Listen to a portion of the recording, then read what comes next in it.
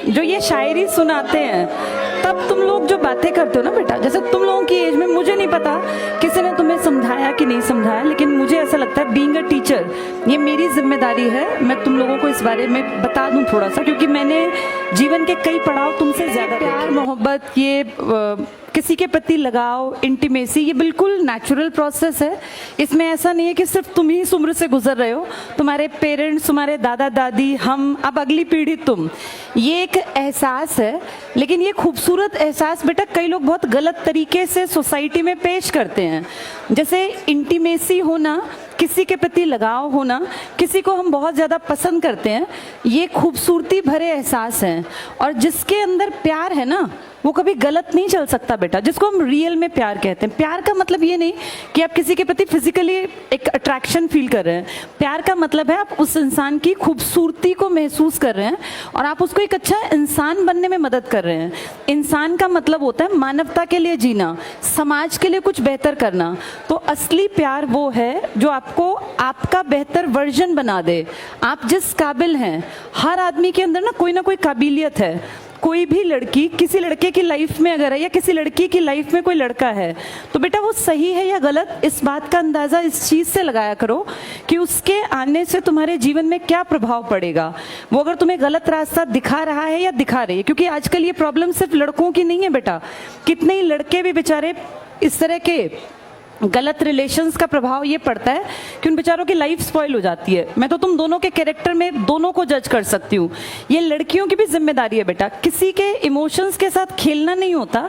किसी रिलेशन में अगर तुम आओ तो इस बात को मानो बेटा। अब देखो, बातचीत नहीं करो, ये बातें तुम्हारे माँ बाप कभी नहीं समझाएंगे जो गलत है। मेरी बेटी खुद भी बड़ी हो रही है, मैं अपनी बेटी को भी ये सलाह देती हूँ। तुम उससे बड़े हो इसलिए तुम्हें थोड़ा सा और डिटेल में बात कर रही हूँ।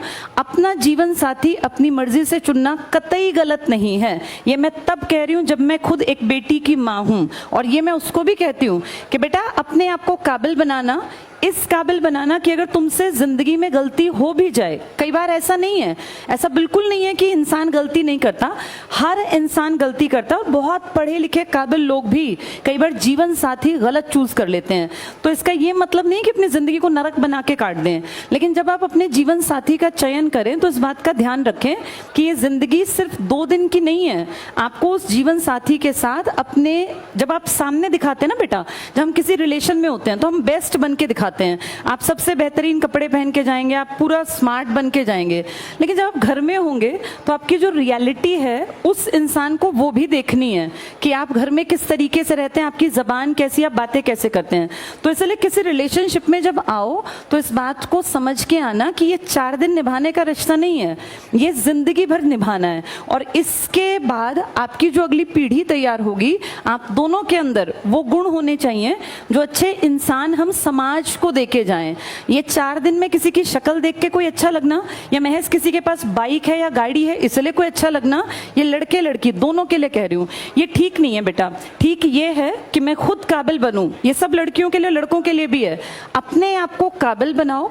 एक काबिल जीवन साथी अगर नहीं है, कोई काबिल कोई पैदा तो नहीं होता, सब बनते हैं। जब मैं और परिमल सर रिलेशंस में थे, अफेयर में थे, तो ऐसा नहीं है कि हम लोग सिर्फ ये फिल्मी बातें करते थे, हम दोनों साथ रह के पढ़ते थे। मैं मैथ्स में महाबुद्धू थी, मुझे मैथ्स कभी समझ नहीं आया।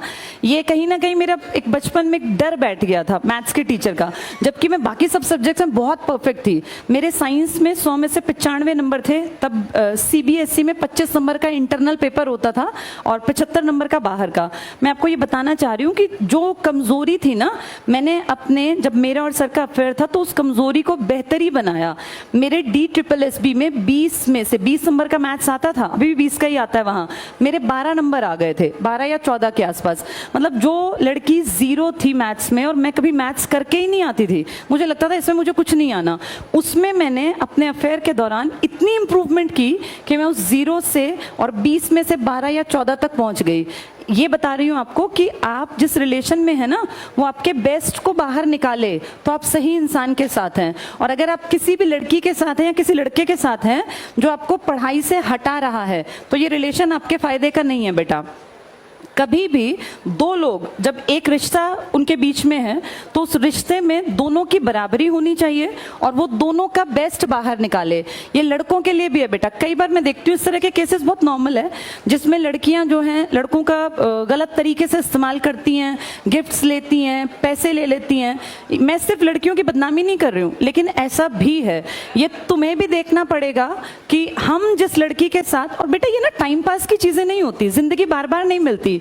ये 20 से लेके और 25 साल तक आपका करियर बिल्डिंग का भी टाइम होता है मेन, और इसी टाइम पे एक नेचुरल प्रोसेस है, आपको ऑपोजिट जो भी होगा वो पसंद भी आएगा। तो इस चीज में एक बैलेंस बना के चलना आपकी जिम्मेदारी है। लड़कियां किसी भी रिश्ते में तब बंधें जब वो उसको निभा सकें।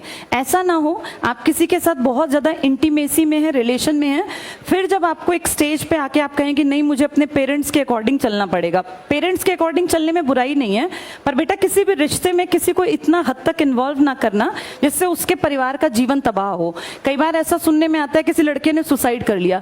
किसी लड़की के लिए मरने की किसी को जरूरत नहीं है, ना ही किसी, लड़कियां वैसे मरती भी नहीं है, लड़के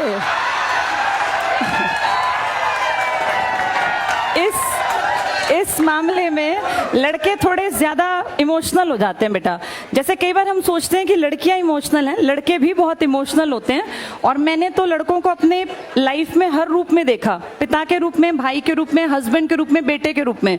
इसलिए मैं बता रही हूँ कि किसी के इमोशंस के साथ खिलवाड़ नहीं करना चाहिए। पहले ये कहानी सिर्फ लड़कों के बाट पर थी कि लड़के ऐसा करते हैं, लेकिन आज हम देखते हैं बहुत सारे रिलेशंस में लड़कियां भी गलत हैं। ये सबको मिलके समझना है। एक खूबसूरत रिश्ता वो है जिसमें बराबरी का एहसास हो, कोई किसी को बेवकूफ ना बनाए बेटा। ये विश्वास पे टिकती हैं चीजें, और ट्रस्ट दोबारा नहीं पैदा होता। किसी भी इंसान पे दोबारा ट्रस्ट नहीं होगा। जहां फेथ नहीं है वहां रिलेशंस नहीं बनाने चाहिए, वहां रिश्ते आगे नहीं बढ़ाने चाहिए। रिश्ता सबसे खूबसूरत वो है जो आपके बेस्ट को बाहर निकाले। अगर आपको कोई पढ़ाई से रोकता है, कोई आपको ये कहे कि चलो चैटिंग कर लेते हैं, पढ़ाई बाद में हो जाएगी, तो वो तो ये सोचो तुम्हें पीछे ले गया वो, चाहे वो लड़का है चाहे लड़की है। होना ये चाहिए कि तू अपने इतने चैप्टर तैयार कर, मैं अपने इतने चैप्टर तैयार करूं, इसके बाद टाइम मिला तो हम बात करेंगे, नहीं तो फिर हम कल और स्पीड बढ़ा के अपनी चैप्टर्स को पूरा करके फिर बातचीत कर लेंगे। तो इस चीज को समझना, ये तुम्हारी उम्र में ना ये सब चीजें फैसिनेटिंग लगती हैं कि पता नहीं ये क्या चीज है। और बेटा जिनके गर्लफ्रेंड बॉयफ्रेंड नहीं है वो महा खुश हैं, उनको चाहिए पढ़े लिखे और आगे बढ़े। ये कोई ऐसी चीज नहीं है कि जिसको हवा बना दिया जाए कि अगर हमारे पास कोई रिलेशन नहीं है तो हम पिछड़े हुए हैं, ऐसा बिल्कुल नहीं है। और ईश्वर ने ना आपके लिए जिसको चुना है वो आपको अपने आप मिल जाना है। बस आप अपने लक्ष्य पे फोकस रखो कि पढ़ना है, लिखना है, काबिल बनना है। All the best.